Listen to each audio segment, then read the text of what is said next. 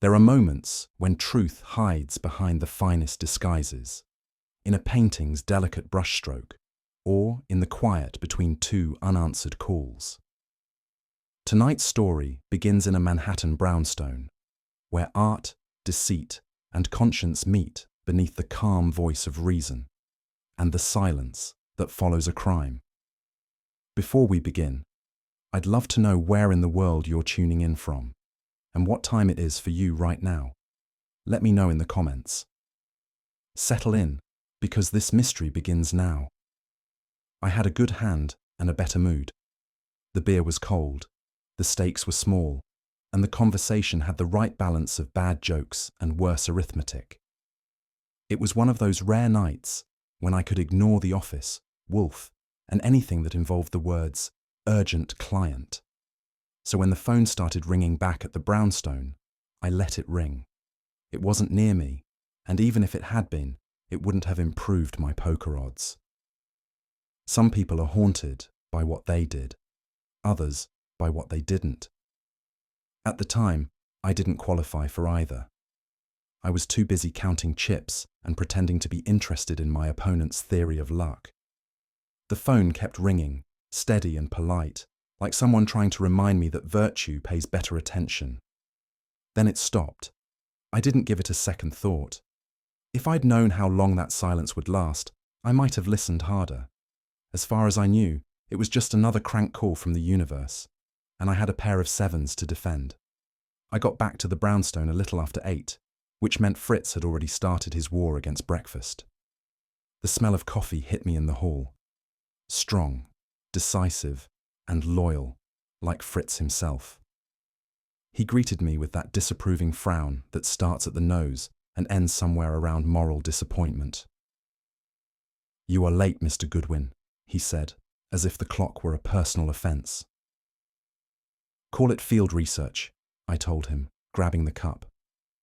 I was studying human depravity over beer and poker. He muttered something about Americans and went back to the kitchen. Upstairs, the orchids were already awake, humming along in their private paradise. Wolfe, of course, was still in seclusion, his holy hour of breakfast uninterrupted by anything so trivial as murder, fire, or revolution. I took my desk, opened the morning mail, and felt the reassuring calm of domestic order. Nothing unusual. Not yet. Wolfe finally emerged at 10, looking like a man who'd conquered civilization single-handedly and now regretted the paperwork. He had the Times folded in precise thirds, and that look in his eyes that meant someone else's stupidity was about to ruin his digestion. "Archie," he said, "a woman was found dead in Midtown last night, unidentified. The police are mystified, which is not unusual." He read aloud the details. Found near Madison Avenue, estimated time of death between 11 and midnight, strangled. I gave him a shrug. That narrows it down to about 6 million suspects. He ignored me, as he does when logic collides with levity. "Note the time, Archie. Between 11 and 12. I looked up, my hand halfway to my coffee. "And?" His tone didn't change, but the air did. "That is the hour a call was made to this office, unanswered." I stared at him, waiting for the punchline. There wasn't one. He folded the paper neatly, as though it were evidence. The coffee didn't taste as good after that.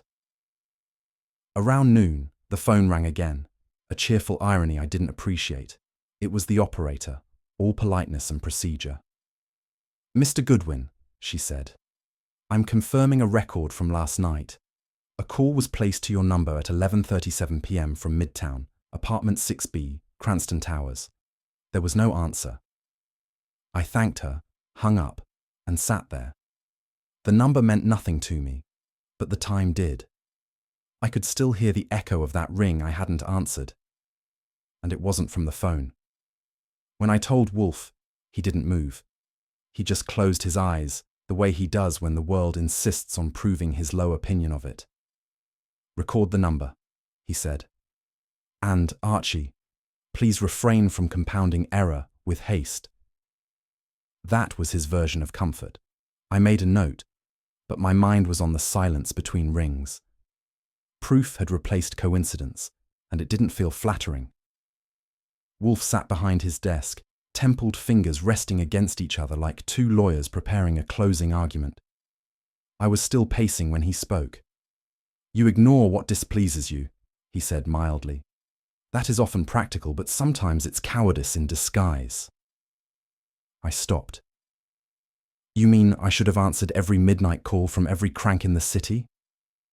He looked at me over his half glasses. "Not every call, only the one that might have been human." That did it. "If you're implying—" "I imply nothing," he interrupted. "I infer." He went back to his book, as if the subject were settled. I wanted to tell him he was wrong, that guilt doesn't belong to the inattentive. But I didn't.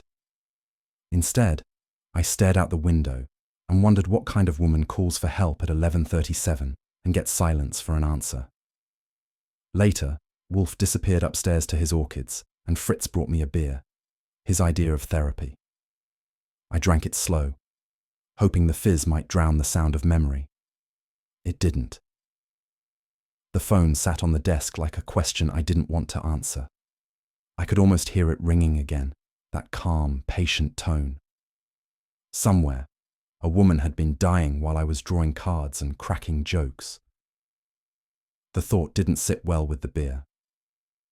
Fritz came back for the empty glass and gave me a look that asked if I was all right.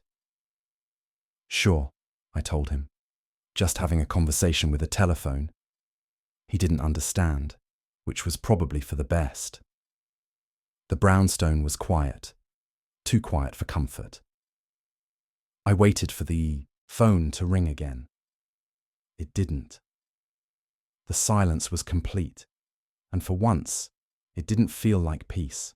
It felt like an echo that had finally run out of places to hide. Fritz's knock on the door had a particular rhythm when it meant trouble.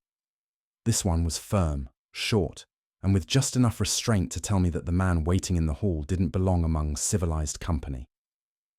"Inspector Kramer is here," Fritz said, his accent sharpening the syllables like a warning. That was all I needed.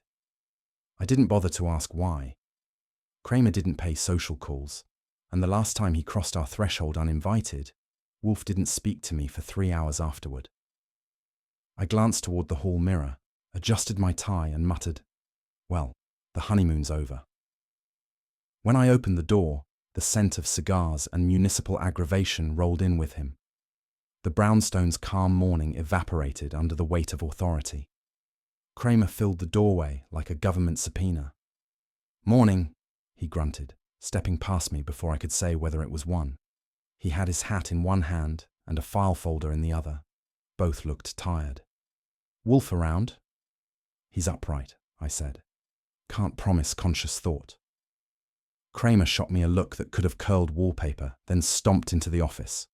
Wolfe, of course, didn't rise. He never did for less than royalty or food. Kramer started in without ceremony. "There was a call placed from a woman's apartment last night, about 11:37. The call was to this number." He snapped the folder open. "You or Wolfe pick it up." "No," I said. "We were closed for business and sanity." He gave me the slow burn. "That woman's dead." The silence hung heavy. Wolfe's eyes were half-lidded, the picture of restraint. "You may sit, Inspector," he said, "and spare my carpet your indignation." Kramer sat, but his voice stayed standing. "If I find out one of you ignored a plea for help—" "You'll fulminate," Wolfe interrupted smoothly, "which you are already doing. Archie Goodwin's law, to 1. When Wolfe's calm gets colder, Kramer gets louder." Kramer slapped the phone log onto Wolfe's desk. "The call came from Cranston Towers, apartment 6B. Your number's on the record. The woman's name was Myra Roscoe, found strangled." I gave it a look that said nothing and probably looked like guilt. "Never heard of her." "You will," he said, lighting his cigar without asking. "She called this place for a reason." Wolfe interlaced his fingers. "Inspector, I trust your talents do not extend to clairvoyance. If she failed to speak, you can hardly expect my assistant to divine her distress. Kramer blew smoke across the room. Save it for the jury. Wolfe's brows lifted half an inch, a dangerous altitude. The law, sir, requires evidence, not insinuation. Both are frequently misplaced in this office, though not by me. I would have enjoyed the exchange if I hadn't felt like Exhibit A. Kramer turned to me. Where were you at 11:37? Counting sheep, I said. I ran out at 12. Don't wisecrack. He jabbed the cigar at me. You get calls here all the time. What made this one different? It didn't, I said, truthfully enough. We get nuisance calls from people who want their lost cats found, their husbands shadowed, or their tax returns deciphered. I don't answer every bell like St. Peter. He snorted. You mean you pick which ones to ignore? Exactly, I said. Selective hearing. Keeps me young. Kramer's jaw tightened. You're lying, but not enough to charge you. Across the desk, Wolfe hadn't said a word, which was worse than a sermon. His silence filled the room like a judge's robe. I could feel him filing the moment away for later use. When Wolfe's mind goes quiet, someone's about to regret it. Finally, Wolfe exhaled. Slowly, like a man deciding how much patience civilization deserved. Inspector, he said, I do not know whether this call, unanswered, bears upon murder, but as it now intrudes upon my domestic tranquility, I am compelled to address it. Kramer grunted. Meaning, Wolfe replied. We shall cooperate. Not for your satisfaction, for moral sanitation. Moral what?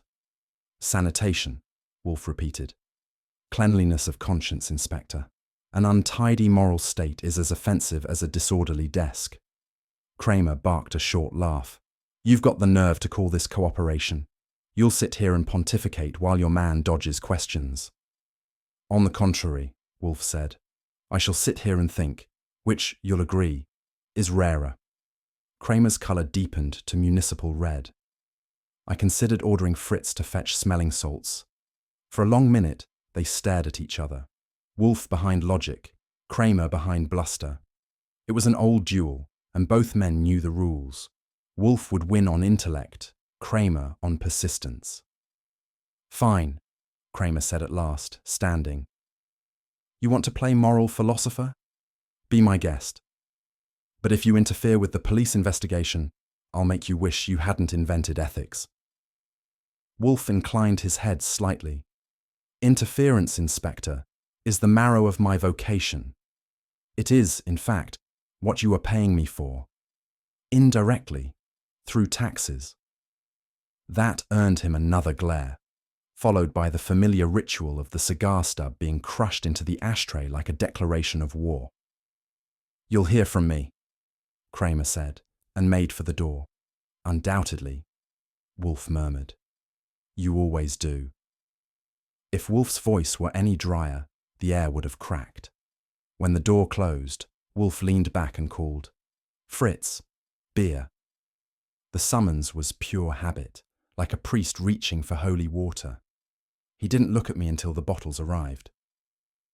Moral debt, he said, is best paid with labour. That's a new billing policy, I said. He didn't smile. You ignored a call, Archie. Now you will answer several. I raised the bottle in salute. All right, boss, I'll start with Cranston Towers. He nodded once, satisfied. Redemption, Mr. Goodwin, begins not with apology, but inquiry. I took a drink, and the beer had never tasted less like beer, and more like work waiting to be done. The morning had lost its calm, but Wolfe had gained something rarer, purpose.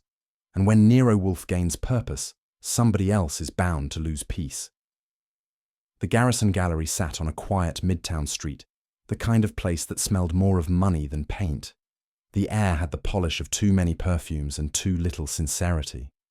I stepped in and was met by the usual mixture of polite whispers and pointed indifference.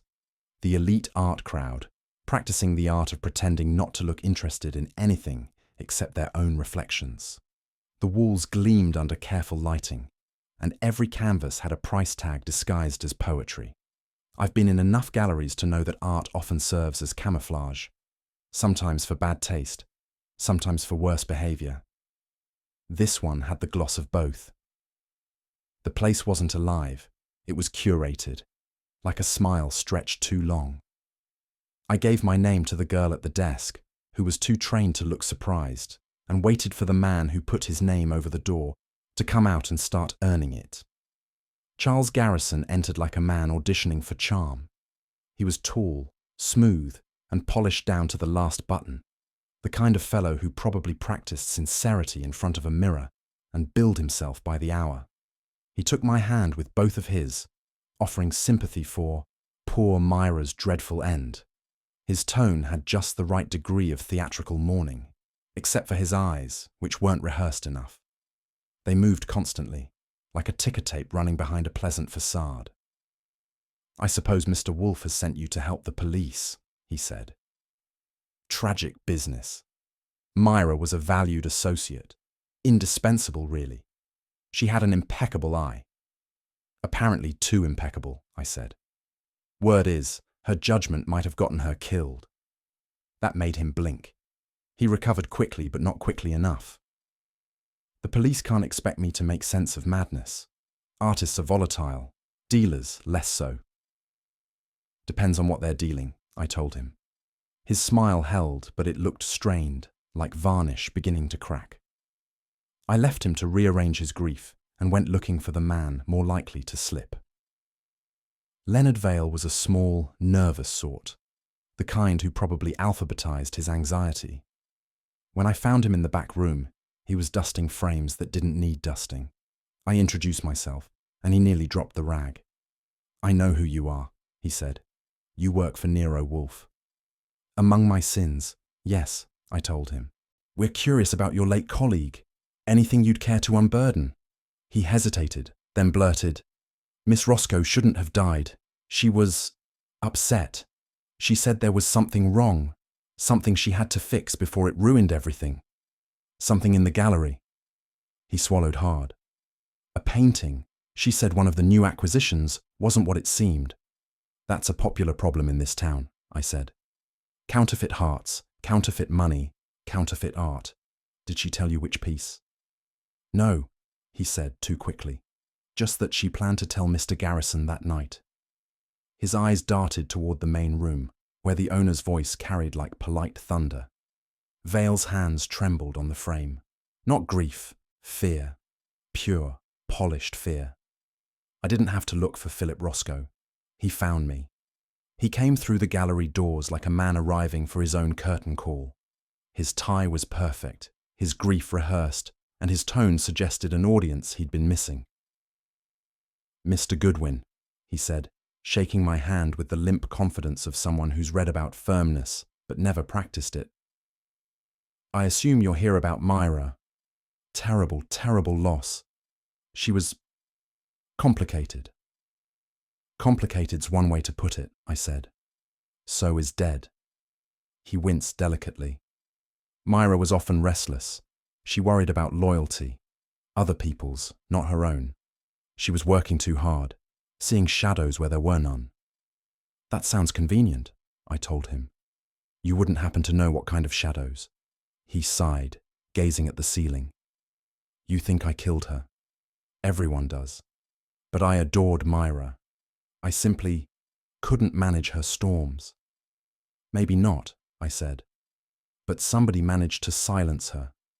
He flinched, but it looked rehearsed, as if he'd practiced sincerity in front of the same mirror Garrison used. When he finally drifted off toward the exit, he left behind the faint odor of tragedy worn like cologne. I was halfway through jotting a few notes when the gallery phone rang and someone said, "Mr. Goodwin, there's a call for you. Sounds like your boss." I took it in the office. Wolfe's voice rolled through the receiver, rich and exact. "Archie, I trust you're not admiring the brushwork." "Strictly for form, not color," I said. "I'm surrounded by people who can't decide whether to cry or sell tickets." He grunted. "Have you noticed what isn't there?" Meaning absence, Archie. A A blank space speaks louder than clutter. Look carefully. The line clicked dead.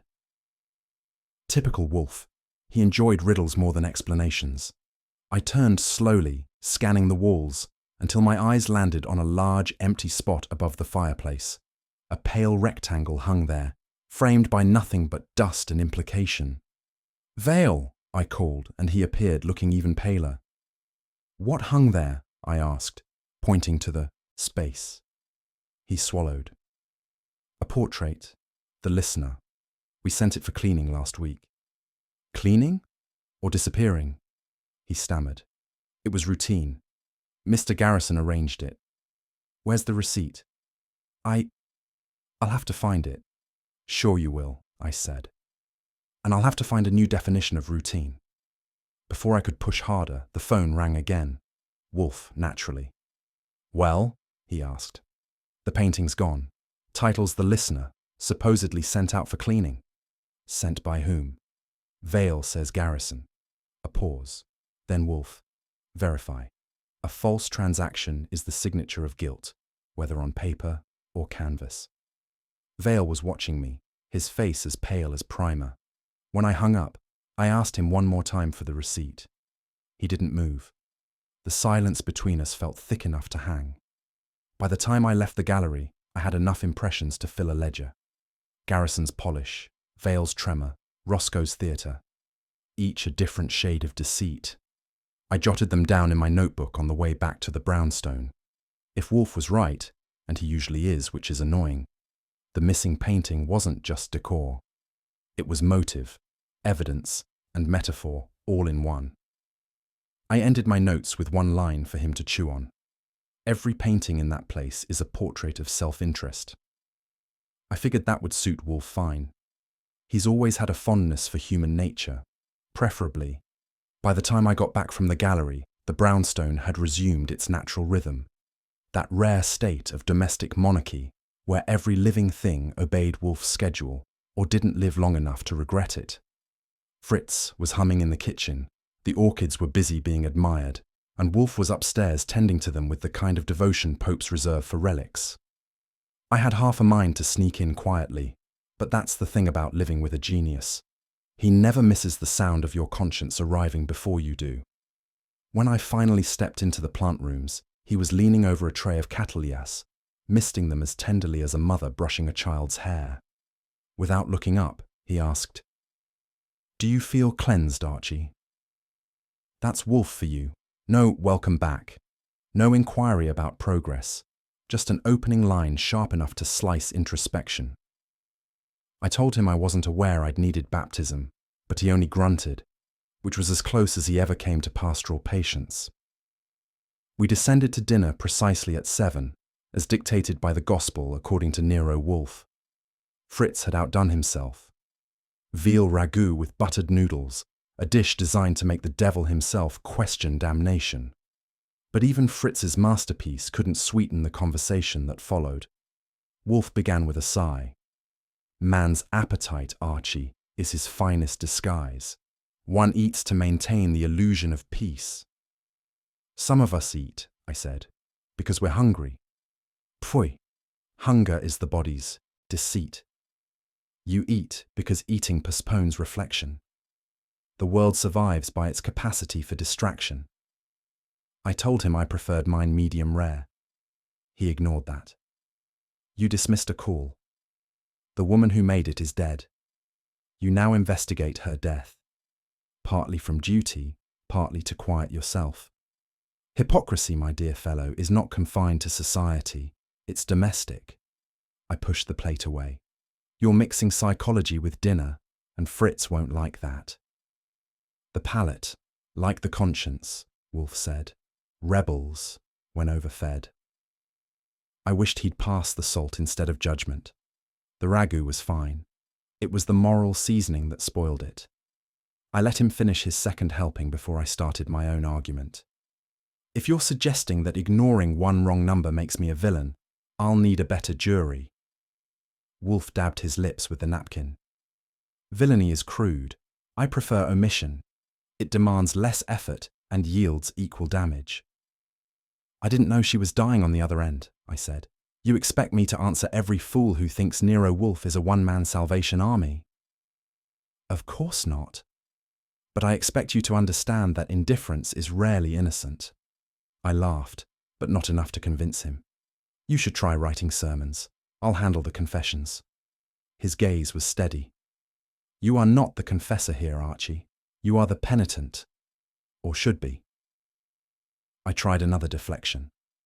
Fine, next time I'll answer every call between dinner and dawn. You won't, he said calmly. But perhaps you'll think before you don't. That's the trouble with Wolfe's logic. It doesn't accuse. It merely removes excuses, one sentence at a time. He poured himself another glass of beer, and the lecture took a new turn, colder, quieter. The woman who died sought to speak. You ignored her. Her killer silenced her. The resemblance is unfortunate. I frowned. You're saying I strangled her by proxy? He shrugged. Morally, not literally. Both of you acted from fatigue. She of guilt, you of inconvenience. That's a hell of a comparison.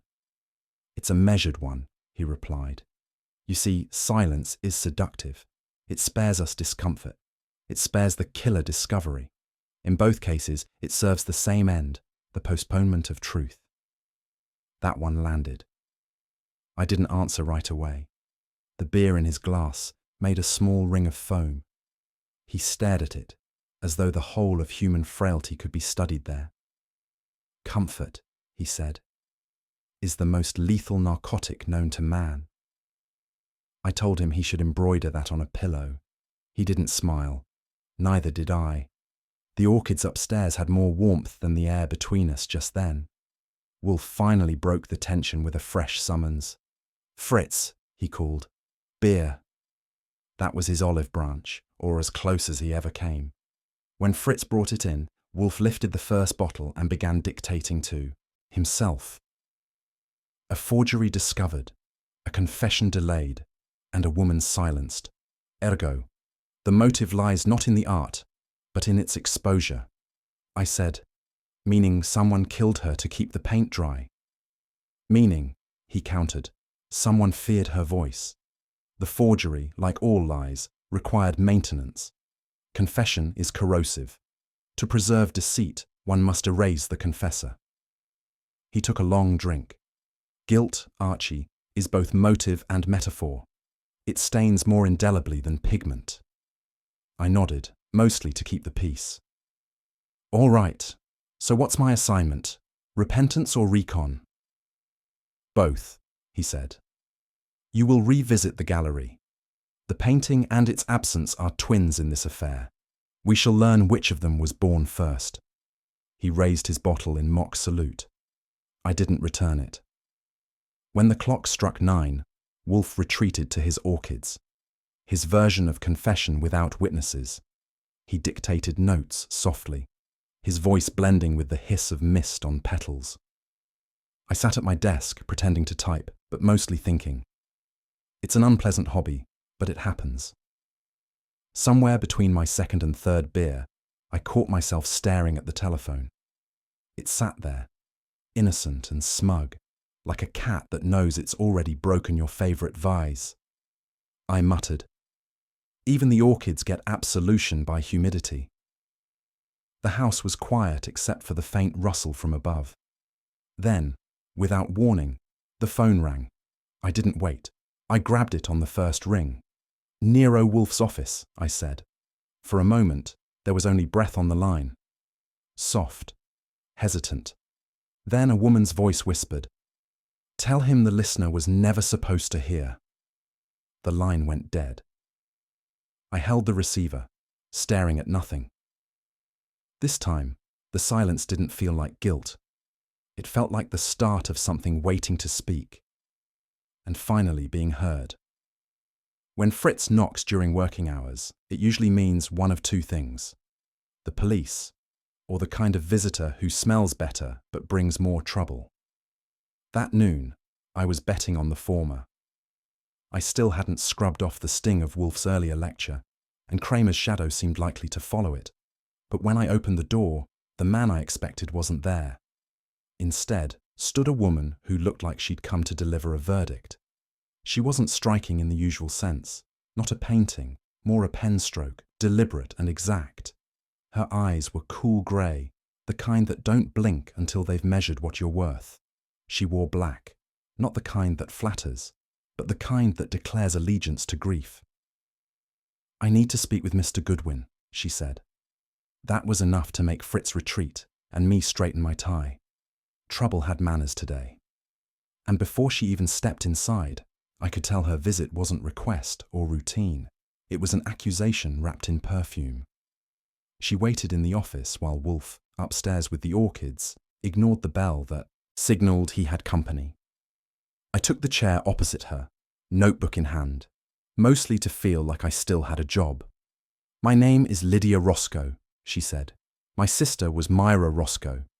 You know who she is." I did. Or rather, I knew the corpse by name from the morning paper and by conscience from the ring of a phone I hadn't answered. I kept my face neutral. "I'm aware of the case. What brings you here, Miss Roscoe?" Her voice stayed steady, but her hands clenched a small leather purse as if it contained courage on loan. "I don't trust the police. They think Myra was killed over jealousy or gossip. She wasn't. She was trying to finish something dangerous." "Finish what?" She hesitated. "What she began. And I'm here to finish it for her. But if I do, it may kill me." There are moments when instinct beats deduction. Mine told me that every word she said came in pairs. Truth braided with concealment. And if she didn't trust the police, it was probably because someone had taught her how quickly trust can be weaponized. She reached into the purse and took out a small envelope, folded once, the way people fold things they've stared at too long. My name was written across the front in ink that trembled slightly, but unmistakably. Myra Roscoe's handwriting, as confirmed by the newspaper's reproduction of her suicide note that wasn't one. I opened it carefully. Inside was a single slip of paper with 7 words. "Tell Archie Goodwin I called. He'll know why." That line hit harder than any accusation Kramer could have thrown. I didn't have to think twice to know what she meant. The phone call, the one I'd let ring out while shuffling cards and congratulating myself on a quiet night. Lydia watched my face. "She wrote it before she died," she said softly. "The police didn't understand it. I hoped you would." I folded the note, slowly, like it might crack. "Miss Roscoe," I said, "I know why she called. I just don't know what she wanted to say." And that was when the silence got heavier, the kind that means you're about to learn something you'd rather not. Wolfe entered without announcement, which for him is equivalent to a cavalry charge. He took one look at Lydia, another at the paper in my hand, and moved straight to his chair. "Miss Roscoe," he said, "please sit. Mr. Goodwin is an adequate listener, but I am a professional one." She sat again, visibly unsettled by his sighs, his calm, and the faint smell of beer that always came with authority. "I gather," he went on, "that your sister's death was not entirely voluntary, nor entirely unforeseen. You suggest she was engaged in an act of moral rectitude that endangered her. I commend her, posthumously. Now what was she attempting to expose?" Lydia's lips trembled. "Forgery. Paintings sold under false provenance. She said the gallery was laundering money through them. Blackmail, perhaps." Wolfe's voice was smooth as varnish. "A dealer using counterfeit art to extract payment for silence. I don't know. She only said someone powerful was involved. Someone she couldn't name. Or wouldn't," Wolfe murmured. "There's a distinction. One implies ignorance, the other, terror."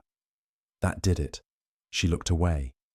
And I could tell Wolfe had hit the right vein, the one that bled fear instead of ink. It took another 5 minutes and half a box of Fritz's patience in the form of tea before she went on. "Myra discovered payments being made to an account not in the gallery's name. She traced it to a shell company. No address, just initials." Wolfe steepled his fingers. "Let me guess.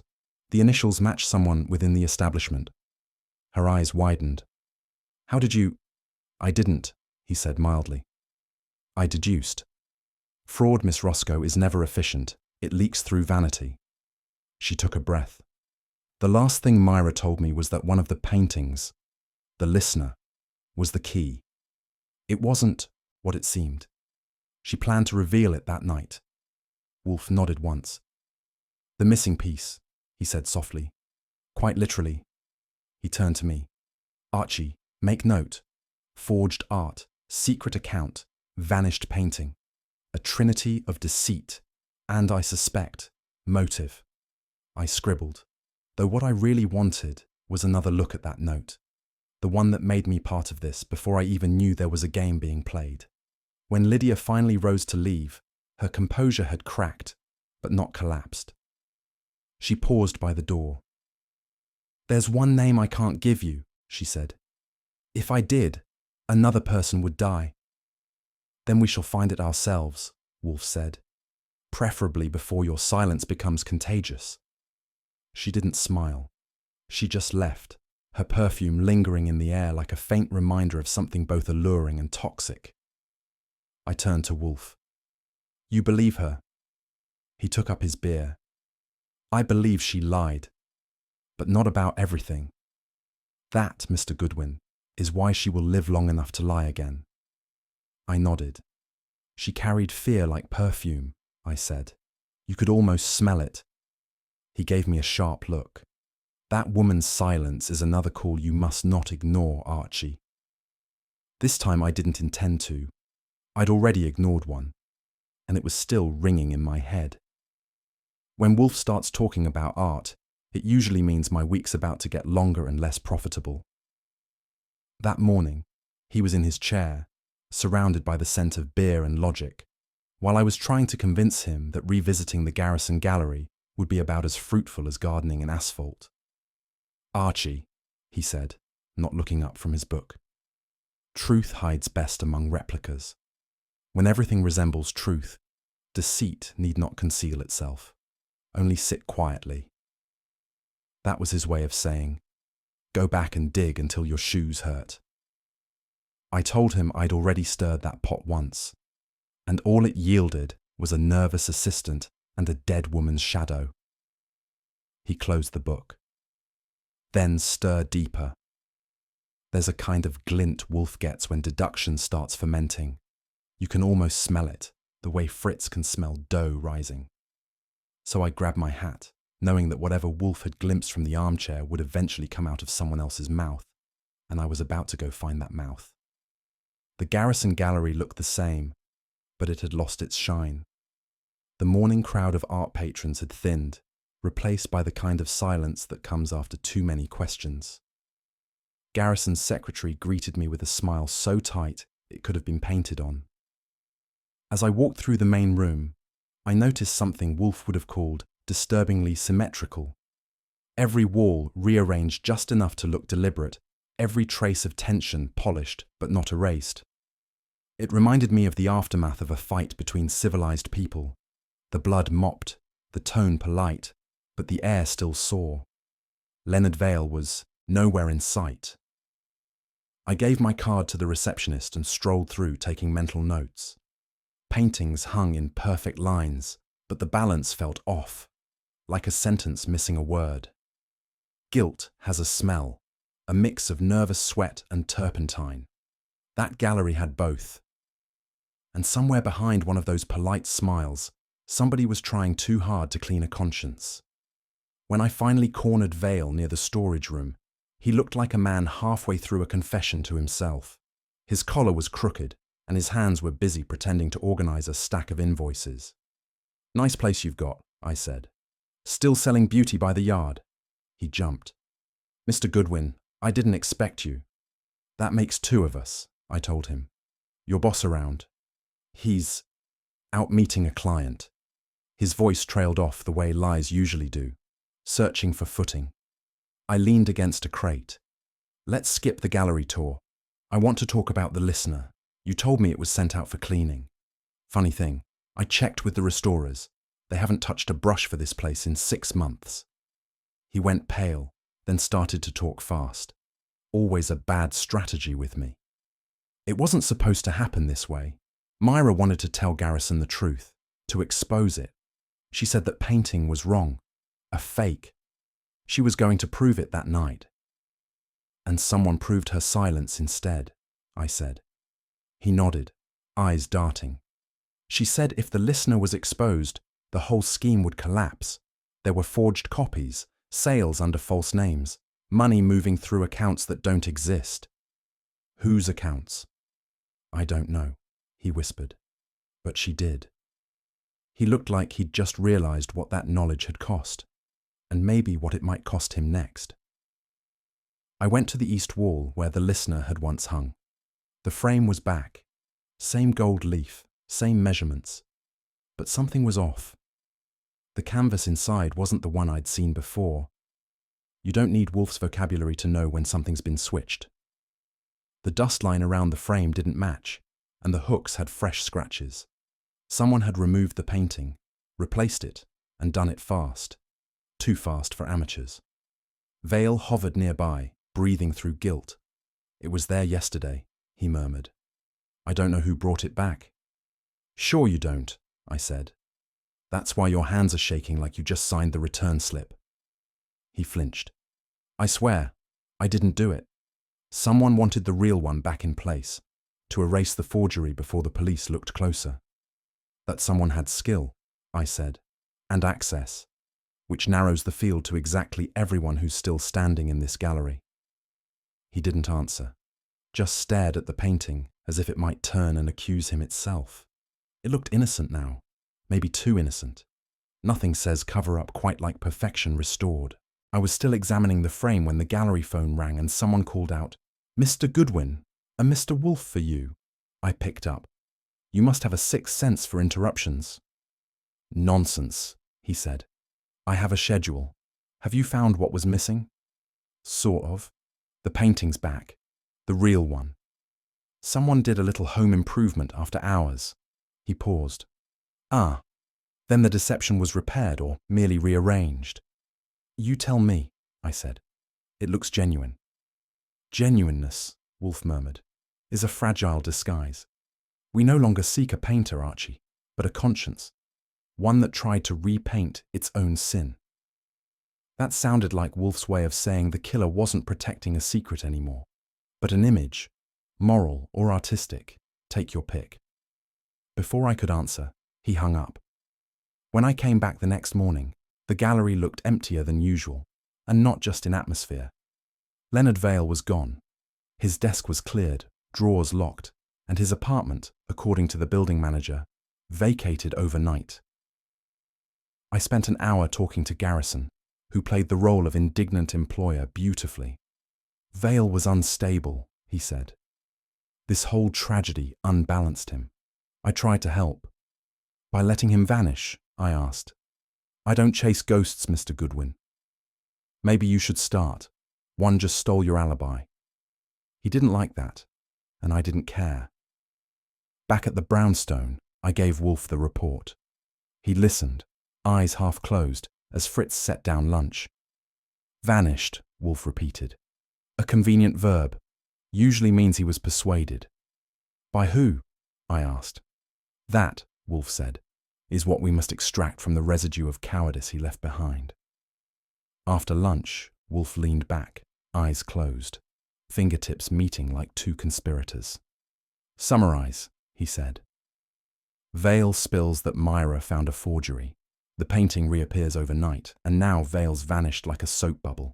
He grunted. Each event is consistent with panic. The guilty repair their lies as others patch leaks, clumsily under pressure. I said, You think the killer's trying to tidy up before we catch up? I think, he said, that every forgery reveals two artists, one with a brush, the other with a motive. Find the latter, and you shall unmask both. He opened his eyes and reached for his beer. And Archie, do not underestimate the moral weight of imitation. It breeds murder as naturally as deceit breeds wealth. I nodded, jotting it down, though I doubted I'd ever use it in a report.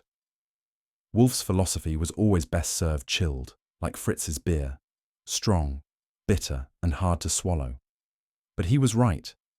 Somewhere in that gallery, a killer was still trying to repaint the truth, and the canvas was getting smaller. By 6 o'clock, the brownstone had more tension per cubic foot than a jury room on verdict night. I ushered them in one by one: Charles Garrison, Lydia Roscoe, Philip Roscoe, and, to complete the set, Inspector Kramer with his cigar acting as the fifth participant. Wolfe's office, which usually smelled of civility and orchids, now carried a new blend: perfume, resentment, and police-grade skepticism. Kramer took his usual post near the globe, puffing like an impatient locomotive. Garrison made straight for the red leather chair, stopped when I raised a hand, and settled for the settee. Lydia sat by the wall, quiet as remorse. Her brother-in-law hovered between guilt and indignation, trying to find a face that would fit both. Wolfe sat motionless behind his desk, fingertips together, eyes half closed. When he finally spoke, his voice filled the room the way thunder fills silence. "Gentlemen, and Miss Roscoe," he said, "I propose we conclude the business that has been conducted through deceit, cowardice, and one regrettable omission." That last phrase brushed my conscience like a cold draught. Wolfe's tone had that deliberate weight which makes you wish you'd brought a stenographer instead of a notebook. "Murder," he began, "is not always born of impulse. Sometimes it is cultivated, as meticulously as art. The analogy is apt, for both rely on imitation. In art, one imitates beauty; in murder, virtue." Kramer snorted, which Wolfe ignored. "We have before us a crime conceived in forgery. A painting, the listener, was copied, sold under false pretense, and exchanged again to erase the trail. Yet the brushstrokes of guilt are not limited to canvas. They extend to the human conscience." He turned slightly toward Lydia. Miss Roscoe's sister sought to reveal this deceit. For that she was silenced. Those who profited from her silence stand before me now, bound not by evidence alone, but by motive's lineage, greed, fear, and the convenience of hypocrisy. Wolfe leaned back. "This room, Inspector, shall suffice as a courtroom of intellect. My role, regrettably, is judge." Garrison stirred, indignant. "You have no authority." "Pfui," Wolfe said. "Authority is the refuge of the guilty. I require only reason." That shut him up faster than any badge could. Wolfe reached for a folder and began his slow dissection, not by accusation, but by anatomy. Let us review. Charles Garrison, proprietor of the gallery, discovered an opportunity in the market's appetite for authenticity. He commissioned replicas, exquisite ones, of lesser-known works, passing them as originals to discreet buyers. Myra Roscoe, employed for her precision, created these copies, perhaps believing them legitimate replacements for conservation purposes. His eyes flicked toward Philip Roscoe.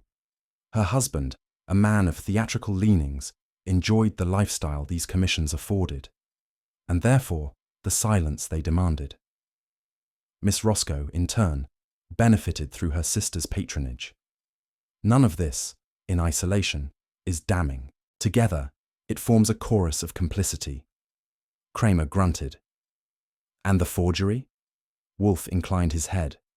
"Ah, the listener, the centerpiece of deceit. Myra recognized her own brushwork on a canvas sold as genuine.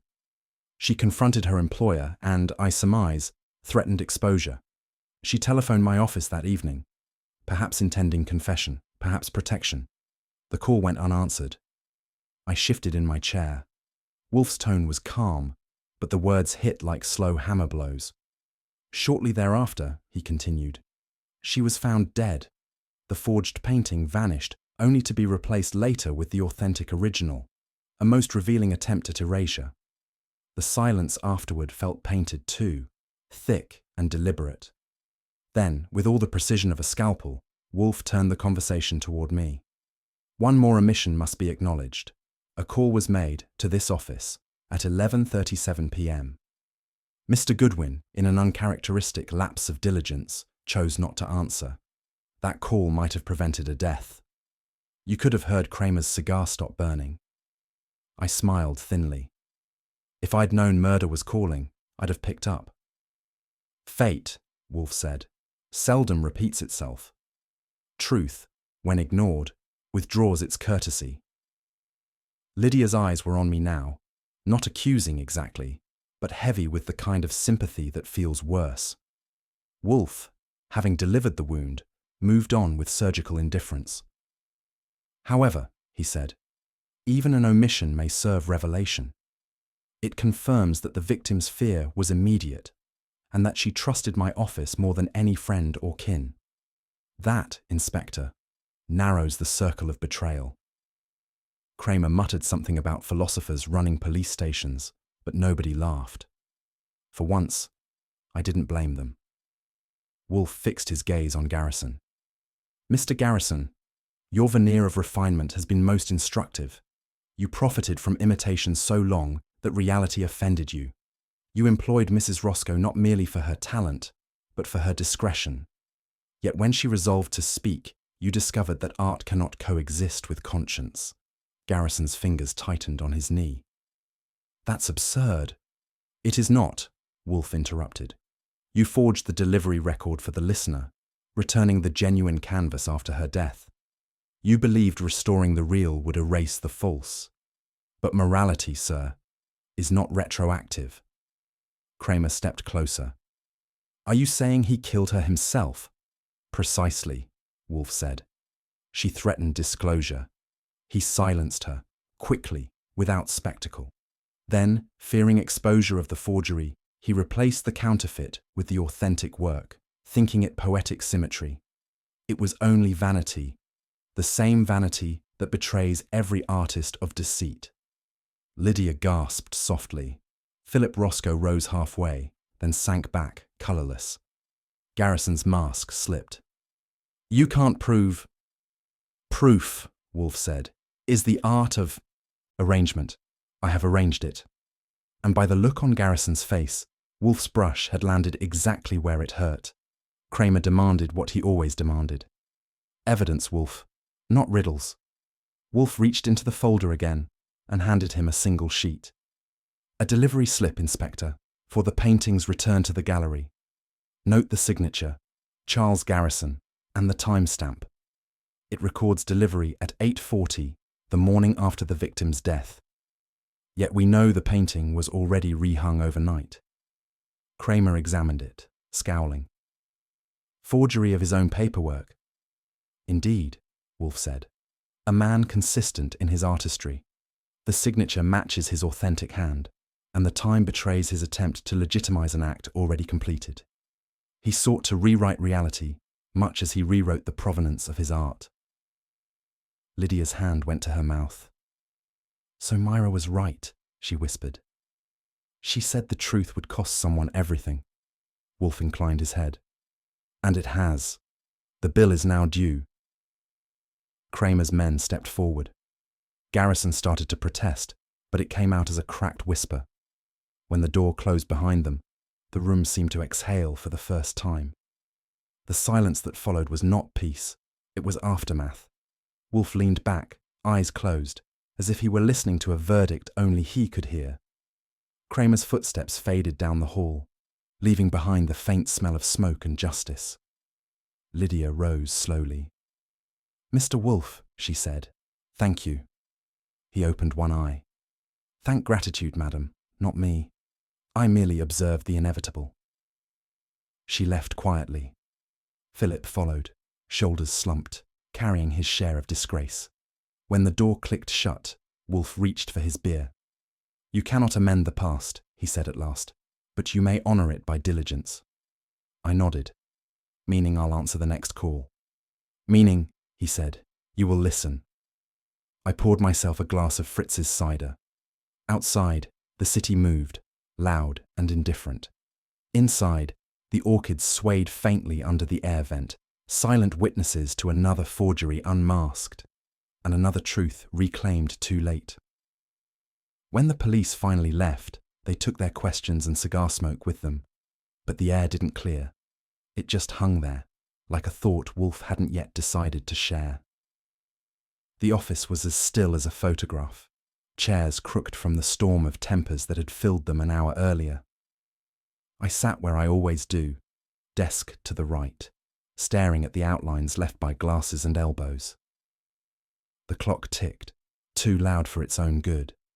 You'd think the brownstone would sigh with relief after a night like that, but instead, it sulked. The quiet wasn't rest. It was residue. Wolfe hadn't moved since Kramer left. He was behind the desk, eyes half shut, lips pursed, as if mentally inventorying the world's moral defects. I knew that posture well. It meant I wasn't off the hook. Yet. Not by a mile. The first sound to break the silence was Fritz's knock. He entered like a man crossing a church threshold, carrying a tray of sandwiches and 2 bottles of beer. "It is late," he murmured, setting the tray down. "But perhaps this restores order." Fritz's food always tried to heal what conversation had wounded, but that night it was working uphill. The veal cutlets looked excellent, but they felt solemn, as if they'd overheard too much truth. I picked one up anyway. "Thank you, Fritz," Wolfe said, still not moving. "The hour demands solace, not sustenance, but we shall indulge both." I took a bite. I'd say the veal's fine company, considering the crowd we just had. Fritz gave me a faint smile and retreated, the kind of man who understands that after certain evenings, the walls prefer silence. I poured Wolfe's beer, though he didn't touch it. The brownstone, once again, was trying to return to routine. But guilt, like bad wallpaper, never quite matches the old pattern. He spoke without opening his eyes. "You were silent, Archie. That is uncommon." "Rare, but not extinct," I said. "You were doing the talking." He ignored the bait. "Silence," he went on, "is an instrument. It may shield or it may condemn. Tonight it performed both functions." I leaned back. "You're talking about Garrison, I assume." "I am talking about you."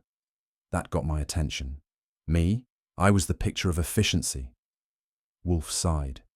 "Efficiency devoid of reflection is mechanical, and machines, while precise, are incapable of remorse." He shifted, the chair creaking like a conscience. "I do not reproach you, Archie. I merely observe that you are unused to quiet, and quiet, properly endured, reveals." "Reveals what?" I asked. "The mind's true posture," he said. "Yours tonight was bent." He wasn't wrong, but I didn't plan to give him the satisfaction. Instead, I stared at my empty glass. The silence had done enough revealing for one evening. He reached for his beer, took one slow sip, and began what I knew was coming. The lecture disguised as conversation. "There is murder by act, which is vulgar and visible," he said. "And there is murder by omission, which is refined and far more insidious. You failed to answer a call, and so, unwittingly, you abetted circumstance. I trust you comprehend the distinction." "I get the point," I said. "You think my phone manners are criminal." "Not criminal," he corrected. "Culpable. Civilization thrives on diligence. The smallest neglect corrodes its foundations." I tried for humor. "If we're assigning guilt for human corrosion, I'll need a bigger desk." He didn't smile. "You deflect with levity because remorse offends your temperament. I do not blame you for that either. Guilt, like indigestion, serves no purpose once its lesson is digested. But without reflection, omission becomes habit." I wanted to argue, but the words stuck. Wolfe had a knack for making philosophy sound like evidence. Finally, I said, "Maybe you're right.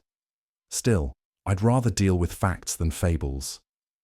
"Facts," he said evenly, "are merely fables confirmed by repetition."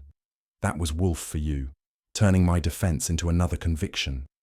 After a moment, he pressed the buzzer. "Fritz," he said when it clicked, "bring another pair of beers." I raised an eyebrow. "You prescribing alcohol as moral medicine now?" "Pfui. I prescribe balance. One cannot undo what was done, but one may temper one's spirit." When Fritz brought them in, Wolfe gestured toward me. "For Mr. Goodwin," he said. Penance should not be without refreshment. I took the bottle, clinked it against his. Here's to conscience. May it nap when we do. He grunted. Your levity persists. Good. The human animal must find means to endure its awareness. I took a long pull, the kind that makes guilt easier to swallow. The beer was cold, the silence warmer.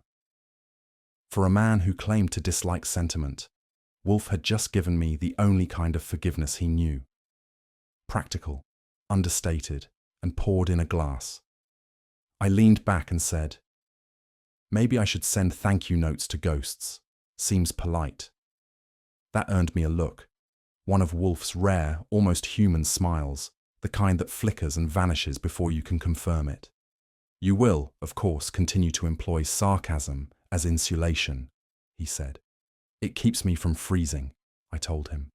You hand out enough moral frostbite for 2 men. He chuckled, barely audible. That, at least, is honest. I glanced toward the window. The city outside was muffled, as if even New York had decided to keep quiet for once. The night had weight, not just from the case, but from everything unspoken between us. The guilt hadn't gone anywhere. It had just settled, like dust after motion. You can't brush it off. You just learn to breathe through it. Wolfe lifted his glass again, the movement as slow and deliberate as his verdicts. Archie, he said, there is no absolution in silence, only understanding. Remember that. I nodded, matching his pace, and raised my own glass. The beer caught the lamplight, small and solemn. We drank without another word. The brownstone seemed to exhale again, a long, tired breath that took the night with it. Somewhere upstairs, the orchids stood in their glass sanctuary, indifferent to guilt or philosophy. When I set the glass down, it made the softest sound, a toast, or maybe a truce. And if Wolfe heard it, he chose mercifully to let it stand as both. Justice, when it finally arrives, rarely comes with fanfare. Sometimes it settles softly, in a quiet room, among half-empty glasses and unspoken regrets. Tonight, the truth revealed itself not as triumph, but as understanding, a reminder that silence can wound as deeply as deceit. What do you think? Was Archie's guilt a punishment in itself, or did Wolfe's quiet wisdom serve as the truest form of justice? Let me know your thoughts in the comments, and if you enjoyed the mystery, be sure to like the video, share it with someone who loves detective stories, and subscribe for more. Not every case ends with applause, but the truth, once found, always echoes.